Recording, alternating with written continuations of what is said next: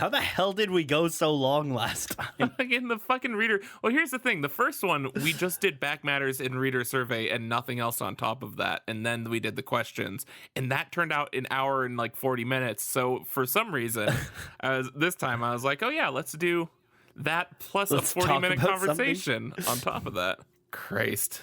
Hey, gals, guys, and otherwise, this is Jonathan O'Roselion. And I'm Noah, also known as Polyphonic, and you're listening to Horns and Wings, the podcast where we talk about Saga, the greatest comic and possibly thing ever written.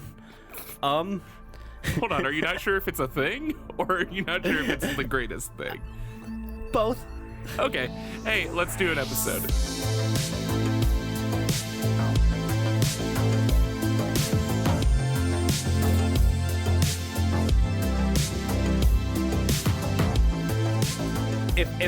If for some reason you didn't tune in last time or you're confused as to what this is, last time ran long, so we're just doing some reader responses. Yes. This episode, and these are responses from issues 11 to 16, I believe. That sounds correct-ish.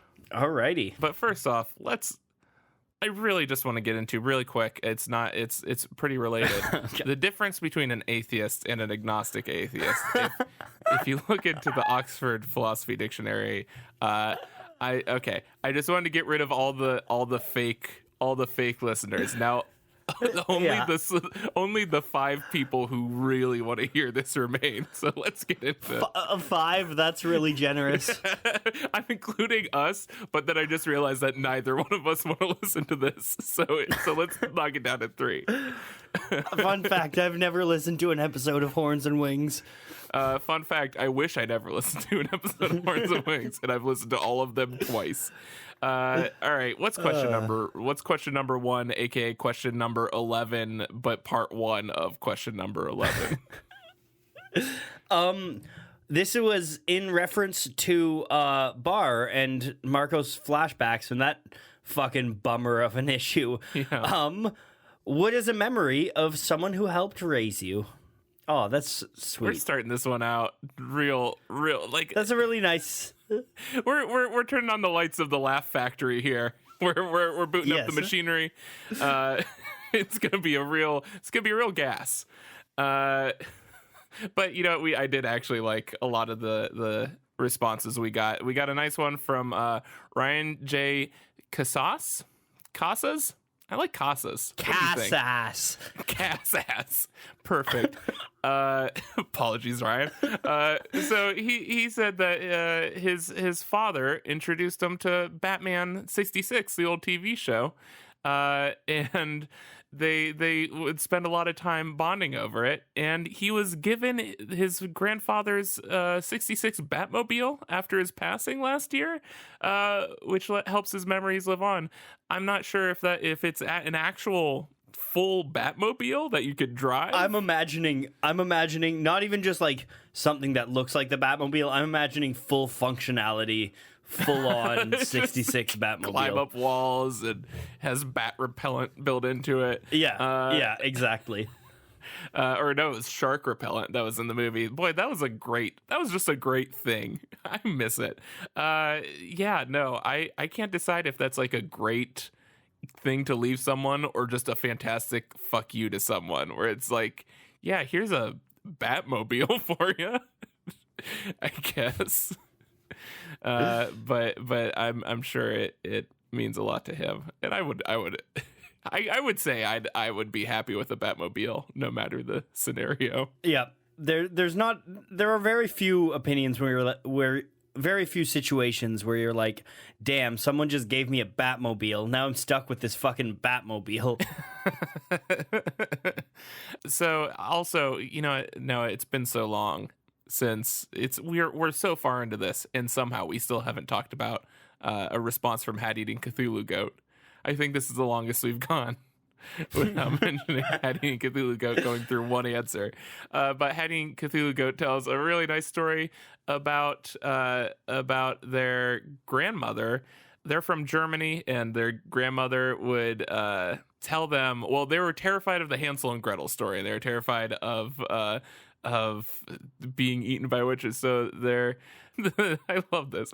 The grandmother said that there's no way that the witch could come and eat Hattie and Cthulhu goat because that she had eaten the witch for dinner the previous night. That's amazing. And so that was like the family story where it's like, don't worry, we don't have to be afraid of witches because I eat them for dinner, which is such a good solution to this. Like, that is such a great way to make kids not afraid of something, where it's just like, oh no, I ate all of them, but then also terrified of you, I guess. Yeah, when I'm a parent, anytime my child is afraid of something, I'm gonna say, don't worry, I ate it. I'm worried about my test tomorrow. Don't worry, I ate your teacher. Just maintain that.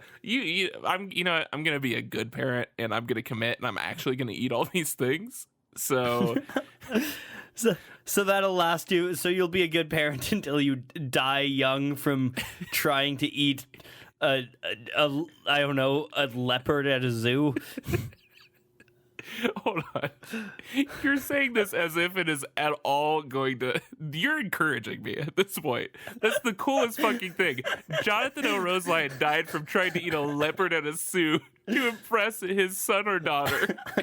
Broke YouTuber eaten by leopard at St. Louis Zoo. In a parent stunt. Oh, that's fantastic. I'm down for that. But yeah, Hattie and Cthulhu Goat's grandmother was fantastic. We also got, so that I think those are the big takeaways. Well, I think one thing that's also fun is Gunslinger 199 said that they remembered their uncle teaching them to ride a bike, which is kind of what we see Marco doing, except the bike is a giant grasshopper. Yeah. Yeah. That was okay. This requires so much thinking about Bar, and now it's going to get so much worse because the next question is, what do you think the end of Bar's and then the clouds race the etc. thought is? And so we had people fill in the blank and finish that sentence, and we get there's some nice little pieces of poetry in here. Yeah. I'm gonna save Gunslingers for later because that one's, I like the twist on that one. I think that's interesting for sure. But we got Horse Dog at Delta Boner. Thank you, Horse Dog at Delta Boner. Everything, your name, your handle, your avatar. I love your Twitter. Avatar of a skeleton wearing 3D glasses. Says Horizon, clouds racing the horizon. Which, and saying that it works in multiple ways, including the inevitability of age and change, which I like that interpretation. You don't even necessarily need horizon for that, but just clouds chase the blank is a good dying thought. Yeah, reading that actually kind of makes me think of like Time by Pink Floyd, the run and you run to catch up with the sun, but it's sinking, like kind of the inevitability of time. I'm actually starting a new segment here on the podcast, which is see if I can come up with a phrase that Noah does not associate with Pink Floyd immediately. So, starfish. You got anything that do anything for you? Yeah, yeah. So, Echoes talks about kind of vibrant deep sea life in the coral caves and labyrinths. So yeah, I'm sure there's some starfish there. You want to try again? Nope. Saving that one for later. All right, that's the new recurring segment, and listen to that theme music.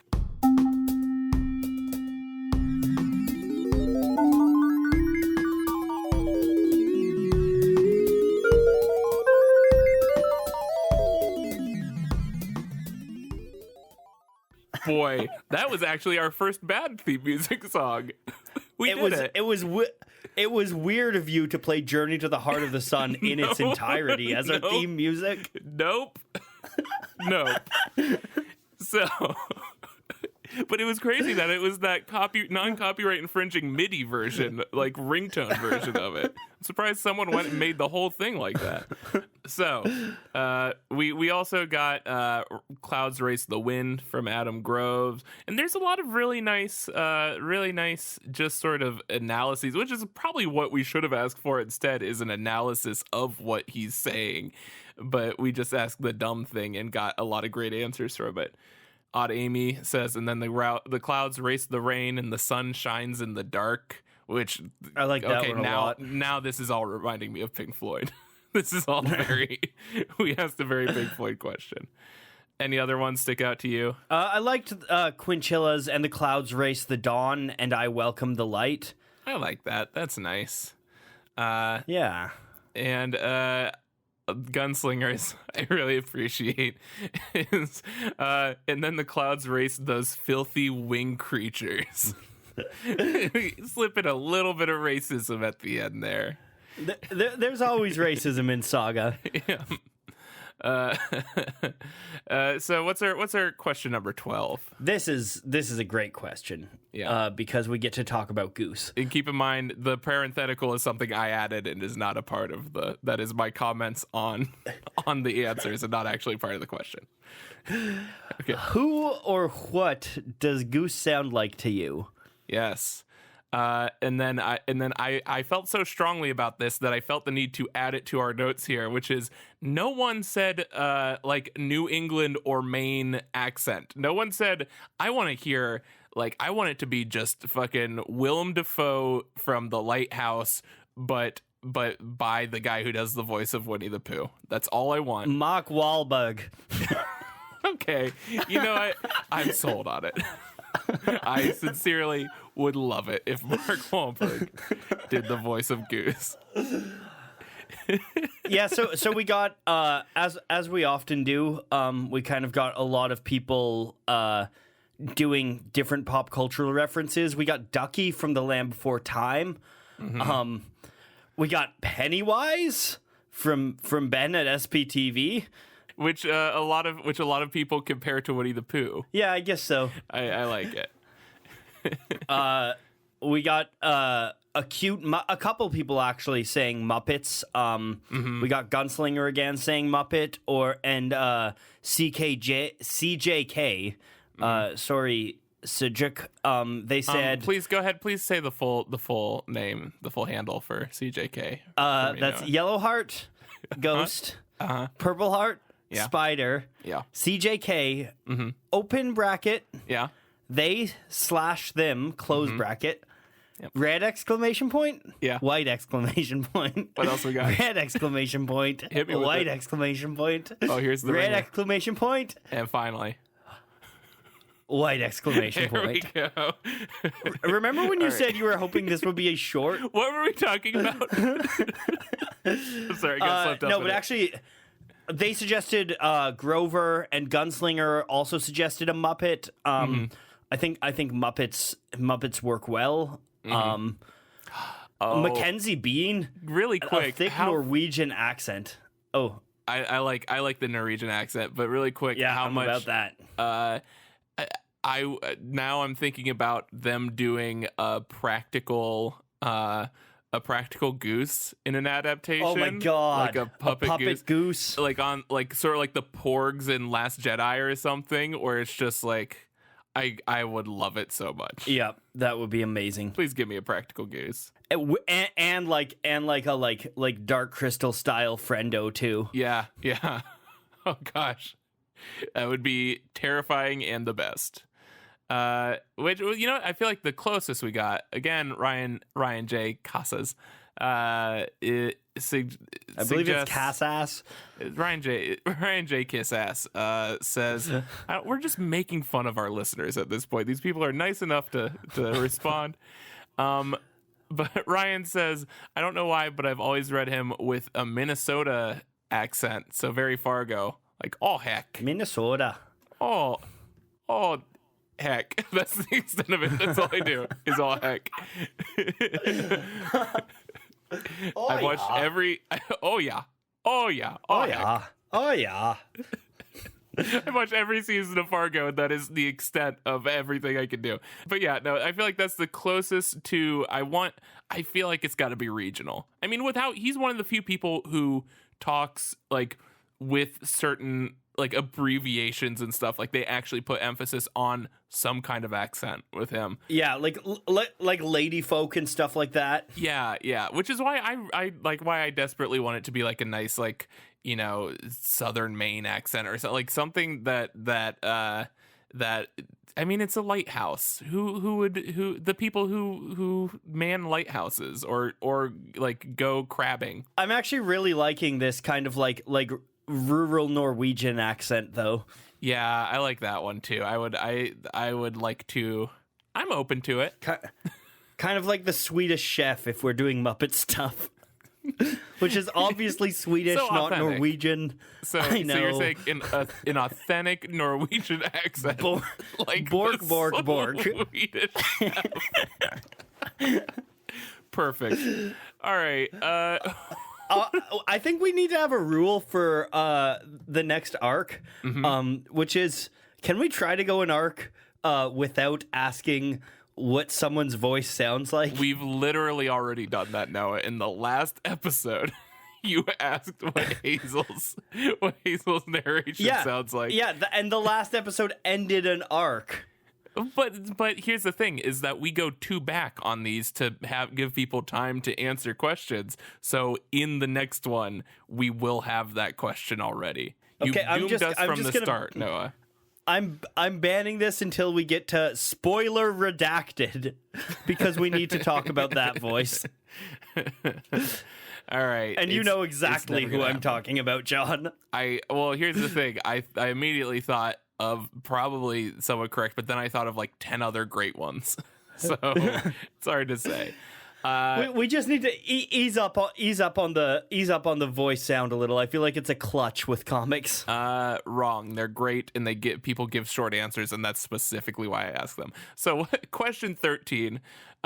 We have, what do Upshur and Doff sound like? I feel like you and I have different goals with the questions that we're asking.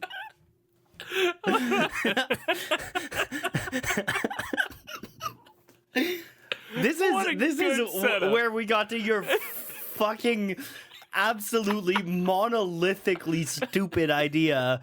No, I think that's great. That they weren't telepathic. Dude, they're fucking aliens. So many aliens. Look at go watch Arrival, you piece of shit. Yeah, but those... Oh my gosh. Sorry. The aliens in Arrival aren't telepathic. They communicate with ink squirts. No. Did you even fucking watch that movie? But then it's eventually telepathic. We get the because she communicates with. Okay, so do you even watch that movie? So you don't even go here. Upshur and Doff, what do they sound like? It could be telepathic. We don't know for sure. Odd Amy points out that they open their mouths, and so it's probably not telepathic. I think that could be a way to just make the telepathic thing less jarring for people who aren't telepathic, because you want to know who's talking. So it seems like a courtesy thing. Please, literally, this is my least favorite thing that you have ever talked about on this podcast. So, and then Odd Amy points out that maybe it's sort of evolutionary, where it has a sort of floaty quality as if it used to be telepathic, and they've just evolved actual voices to talk to other races, which, you know, I think that's my new headcanon. They still have that potential in them. and then it could be telepathic. Here's an idea. Is it telepathic if they think it and then the noise comes out of their body? And if that's the case, are we telepathic? This is the question that I've been getting at the whole time. Now, I've been laying all the pieces, and suddenly the Jenga tower lies before you in all of its brilliant glory, and there's no bringing that thing down. Hey, what's Leah Mitchum's opinion on this, Noah? I was actually just going to say nothing and see how long you'd go on this. I'm okay. Hey, Can we do just a concurrent telepathic theorizing and fard radio hour? Your answer to the fard radio hour is going to be trying to justify your terrible idea that Upshur and Doff were telepathic.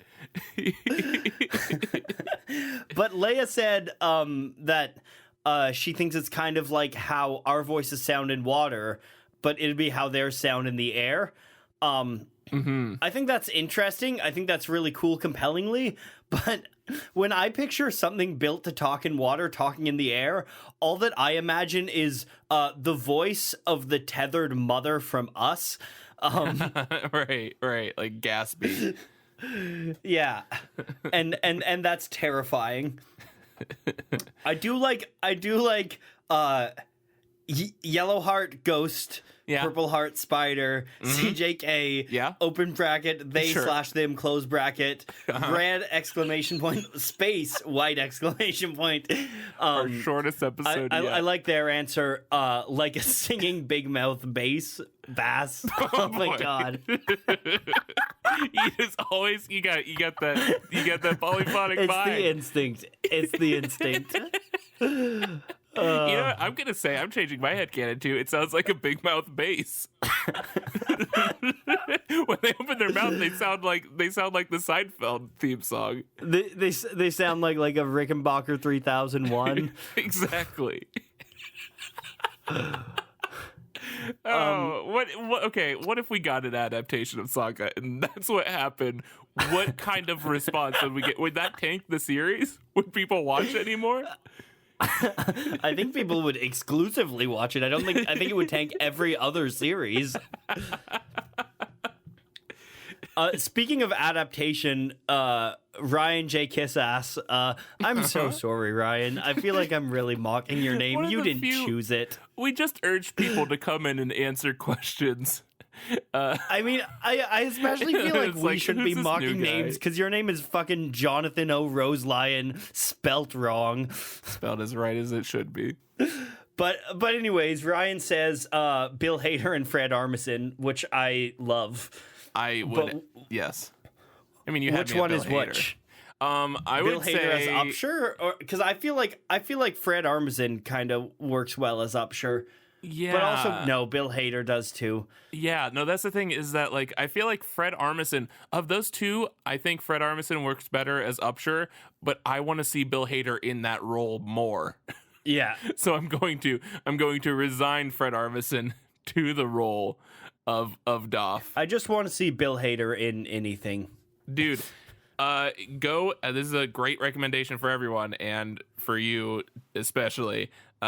People go check out the show Forever on Amazon Prime. It is it's Fred Armisen and Maya Rudolph. It takes a few episodes for you to actually understand what the premise of the show is, but it is sincerely one of the best and most profound shows I've seen in a while, especially if you're in a committed relationship. It is fantastic. So go check that out. Forever on Amazon Prime. And that has been our sponsored segment of the show. So let's keep going into all hail Jeff question Bezos. 14. Hey, what's our question 14? Seriously though, fuck Jeff Bezos. Yeah. Question 14 is what's keeping you invested in Saga as of issue number 14? What was 14? Oh, 14 was like the slower one that didn't have a ton of stuff happening. Yeah. Krista Stevens says the dynamic between all the characters, and I really like this aspect of their answers. Hazel's take, especially about her parents and the world around her. I think that's really interesting because I think that's something that we often kind of overlook how insightful and witty Hazel's narration can be in framing the story, and I think that that's a really great aspect of it. Yeah, for sure. We can summarize, I would say 90% of these responses with the story and the characters and the art. I think that covers pretty much all but two of them, but I like that Pitskitsoy, I nailed it, says, I was excited to keep reading at this point because I had hoped that maybe, just maybe, the stalk was actually back somehow. Because this is when we got the hallucinations. And so devastatingly. You and me both, bud. You and me both. Although we've gotten more stock post stock death than than we did before she died. So I feel like that's been one of the easier deaths emotionally because we just keep getting more of the stock. Yeah. So I think that pretty much sums up most of these. A lot of praise to Brian K. Vaughan, which you should be praising him. He's great. Mm-hmm. You know what? I'm gonna add really quick. I love Ryan. You know the Ryan I'm talking about at this point. I'm gonna say I really like that Ryan points out the maturity and the ability to be silly and funny in it. That's something that I feel like is not. Yeah, it's not really present. You look at a lot of the other comics that are, especially as violent as this one, or as like upsetting or devastating as this one, and I feel like almost none of them are as either heartwarming or just willing to be funny.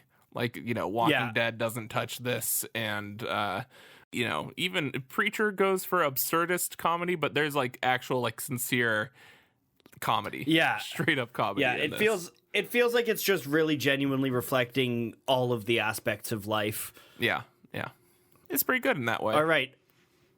I really like this next question, and this is one that I think we need to, both of these actually, I think we need to answer. Yeah. If you were a robot, what would your head look like, and what would your hand transform into? Yes. Should we do ours or do other people's first? Let's read some people's, because I don't have anything. All right, we have Yellow Heart, Ghost, Purple Heart. CJK says their hand would transform into a spiky bolly, and they would have the most thinnest flat screen on their head, like an iPad. I imagine by spiky bolly they mean like Morningstar or like a mace, and I'm so about that. I particularly like. Actually, CJK. I'm stealing your idea. Mine is gonna be a Morningstar, but on a chain, I can like whip it around and Kill Bill style. Yes, exactly. Or like the Witch King of Angmar, though not quite that comically huge. Who really? What is this? Comically huge as the Witch King of Angmar? Hey, really quick. I want to point out this is my absolute favorite answer, possibly that we've gotten. That Odd Amy brings up. First, she says that her hand would be a teacup, which is fantastic. I like the idea of something that is not necessarily practical in combat, but also she says that her head would be a laptop that flaps open and close when she speaks, which is so fucking good. And feel free to steal that, Brian. I'm saying this on behalf of Amy, but it is. I just want to see this so bad, and it is so comical in my mind. Just a laptop that's speaking like a fucking Muppet is so enjoyable to me. I would love to see a robot with a head that's just like an iPhone and is just comically small. That would be fantastic. We've got I love Caleb Bowen. I feel like Caleb's told us how to pronounce this and I pronounce it wrong every time. They turn their hand into a mini version of themselves so they can do an authentic puppet show. Which is amazing, because then you'd also have this infinite recursion where I would want my hand to be able to turn into a miniature version and etc. And they say the head would be one of those space age round TVs, kind of like the one in Alana's living room, actually, or Alana's stepmom's living room. I imagine, like the kind of retro futurist round thing. Mm-hmm. Man, I'm sorry, I can't. What is a good screen? What's a good screen, Noah? You know what? I would be like a Game Boy screen. I would have pretty much a Game Boy head, but then I'd have one of those things that you attach to it, the really fancy thing that would like attach to the top of the old Game Boys, and it was like a magnifying glass screen, and then it had like the lights shining on it too. So it'd be a nice magnified Game Boy screen would be my head. That's what I'm going with. I think I would just be like a old tube TV, but all of the things that I displayed on my face would have that like awesome kind of trailing VHS distortion look. Yeah, you're just pandering to me, but I'll take it. So that with a Morning Star as a hand. Okay. Yeah, you know what? I'm going to go with, I want something. So I'm going to go with like, I'm just going to say my fingers can extend really far. I mean, they're robot fingers. So I'm going to say they're like wires, like long, thick wires. Yeah. And you can use that for battle, but mostly I'm just going to use it so that I never have to like lean or like get up for anything. And it's just going to be like my Doc Ock arms that can go grab things for me. And it's going to be really convenient. Nice. All right. And now the second question. What would your hallucination be that would try to keep you on Montania, my beautifully named planet? I hate it. Caleb has a great answer. Free Wi-Fi. Yeah. We also got... Gunslinger 199 says all seasons of Babylon 5 on Blu-ray. Yep. Which I'll take. I'm trying to think of what would actually keep me somewhere. What would keep me is my fiance saying that there was freshly baked chocolate chip cookies. I would not leave anywhere if there was freshly baked chocolate chip cookies. I like how you had just the slightest opportunity to be romantic by just shutting up after you said a thing. Just my fiance. I was like, who's willing to shove cookies down my fucking gob? Yeah, you know, it takes all kinds. I'm not gonna apologize. Honestly, I came out to have a good time, and honestly, I'm feeling really attacked right now. You know, I'm gonna say mine is Steven Spielberg being like, John, help me with this new Indiana Jones script. I need your input. So that's gonna be it. Just kidding, my wife, because I'm not a fucking monster. Question 16. How does one reconcile a pacifist ideology with the violent nature of the world? Who asked this one? I think it's good to create thought-provoking discussions, not to give one-word answers. Unless I talk about agnosticism, in which case, or telepathy. In which case, go fuck myself. I think Ben Spencer actually has a really simple, but also really, really true answer, which is be kind. Treat others with kindness and be empathetic to the world around you. CJK says, "Don't punch more." Oh yeah, okay, good. That's. It took me a minute to read that. Get that one right. There's a pretty big distinction. I thought they were gonna say, "Yeah, don't punch more Nazis," but they said, "Yeah, don't, punch more Nazis." There you go. So don't reconcile it. Punch more Nazis. Which to tip my hat a bit here. Tip my hat. I don't know what the fucking phrase is to reveal what my position is on this. I think that I've always been a big proponent of be tolerant of just about everything except for intolerance. And that is, we've seen so much of that because I did a video about Avatar: The Last Airbender, and specifically, it's about forgiving people when they make mistakes. The Shyamalan movie, right? Yeah, specifically. Which, by the way, I have about 5 seconds of footage from that movie in it, and guess who has all of the? Guess who gets all that revenue for that 500,000 views video?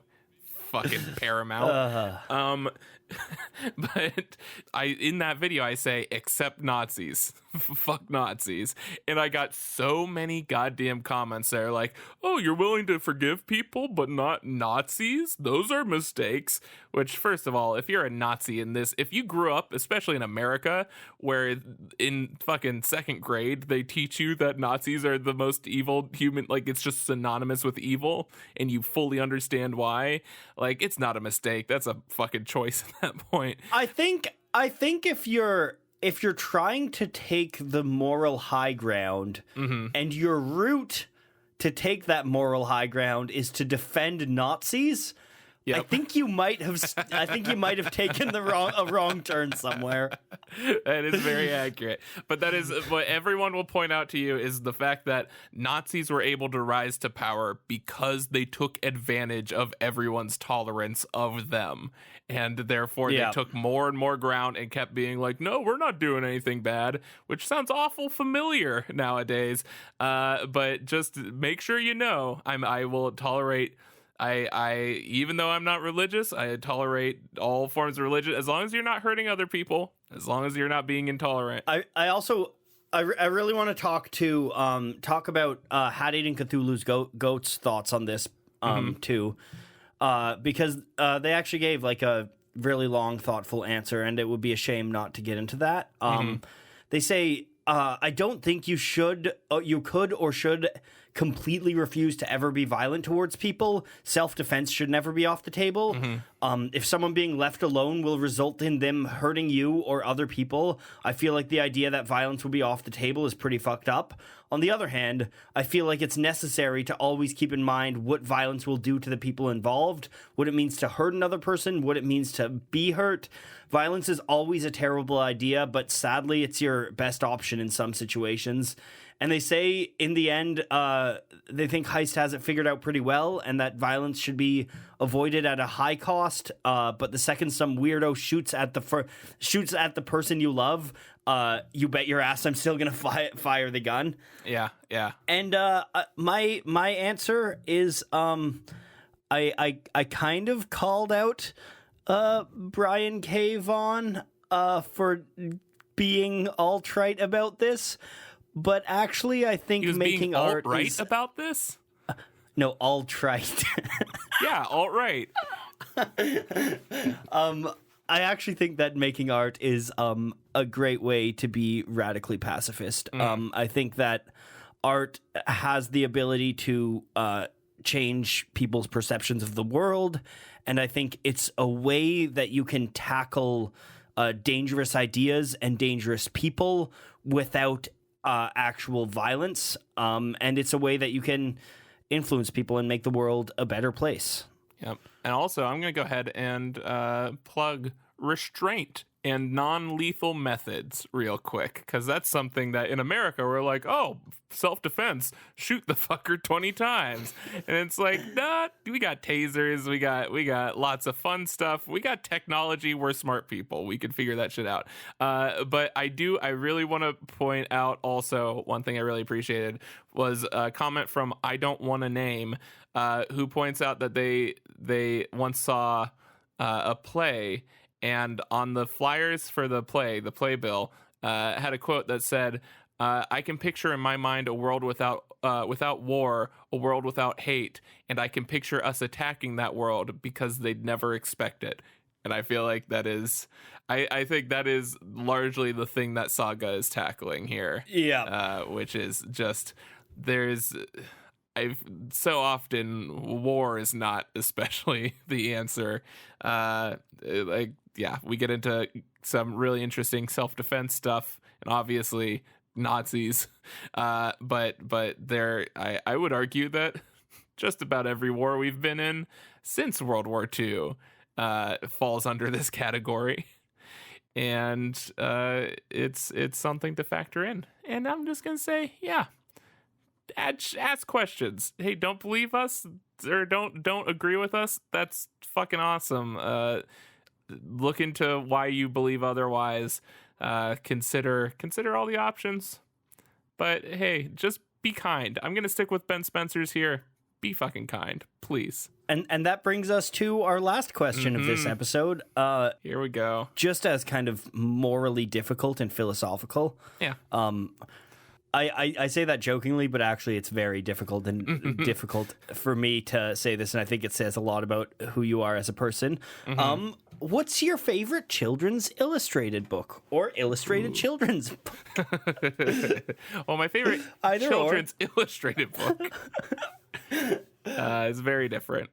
So we got. I might. Oh no! I've heard of. I'm gonna say one of these. Yep, I've heard of exactly one, and that one is The Hungry Caterpillar. Yep. Which is a great classic, book. Super good. But Ben, and that's from CJK, etc. is their new name. And Ben Spencer says The Tiger Who Came to Tea, which sounds very violent, and I'm down for it. Caleb Bowen says Grug. You haven't lived until you've read Grug, so check out Grug. Apparently, I haven't lived.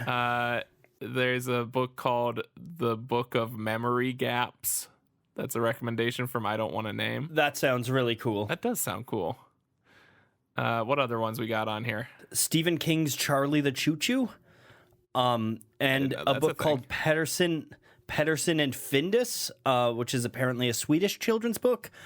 I was actually really shocked that nobody answered my personal favorite children's illustrated book, which is Where the Wild Things Are. Oh fuck, that's probably mine too. Yeah. I mean, there's other contenders would be like anything by Robert Munch. Fortunately, The Milk by Neil Gaiman is phenomenal. Oh yeah, but Where the Wild Things Are is like, it is a piece of high art. It is absolutely incredible, and I feel like in some ways I feel like it's a compelling companion piece to Saga. How do you feel about the movie? I really enjoyed it. I thought good, correct. I thought it probably was a movie that shouldn't have been made, but given that it was made, and in this goddamn morally bankrupt world we live, it would have been made eventually, no matter what. Yeah, I'm glad it was made the way that it was by the people that it was. Yeah, it's one of those few. It's one of those few movies that really brings me back to just my way of thinking or my psychology as a child and my problem solving and all that kind of stuff. Like, it really just made me feel like a child again. And also there's nothing like that movie. Just visually, cinematically, that movie is on such a weird, bizarre level. And shout out to Spike Jonze. Yeah, this is my biggest takeaway from the movie is it is just so satisfying seeing the Wild Things kind of realized in live action. Well, in like CGI or whatever, but they just look so like they feel so true to the source material. Yeah, and they're a good 90+% like practical. Like, they had the big suits and they just they animated the faces on them, which I think is how any creature, any movie creature should be done. That's like human sized nowadays. That's how I want Goose to be. Give me physical body Goose and then just animate its face. But yeah, no, it's fantastic. That's definitely there's a children's book that I've wanted to write for a very long time. So hopefully someday I was working on it with an artist for a long time, and it's because the idea was like, oh man, what if I do a comic that was just entirely double page spreads? That's all ages. And I'm like, wait a second, that's an illustrated children's book. And so I'm brilliant. I'm revolutionary. I'm going to change the medium. No joke. I was like, oh, what if it's all double page spreads? Oh, what if it was like, because I think 300 did that already. And then I was like, oh, but what if it's like, what if we made it an ultra wide book, like twice as wide, and did like quadruple page spreads? And I was like, fuck, that's just a children's book. But look for that eventually. But just a fun story to leave us off with here. Wait, before you get into that, I have one more Saga. One more illustrated children's book that I think is a great companion for Saga, which is go the fuck to sleep. That's very accurate. Get the Samuel L. Jackson audiobook version. Exactly. All right, now let's hear your children's show pitch. Children's book. That's not it. No, this is a different story. This is when I was in second grade. I sucked at reading, and we had an assignment where, like, every day a new kid would read a book to the rest of the class. And so, in my brilliant mind, to get around actually learning Goodnight anything, Moon? no, I was like, it was the foot book by Dr. Seuss. Left foot, right, feet in the morning, feet at night. And I was like, okay, you know, it'd be easier than actually learning how to read this thing that I have to do at some fucking point eventually. I'm just going to memorize the whole book so that it seems like I'm reading it perfectly. Like I seem like a fucking genius reading this book perfectly, flying through it, because every other dumb idiot up there in second grade doesn't know what the hell they're doing. So I'm going to memorize it front to back. So I get up there and I forget to fake read the third page. And, oh my God. And so at that point, I'm one page ahead at all times.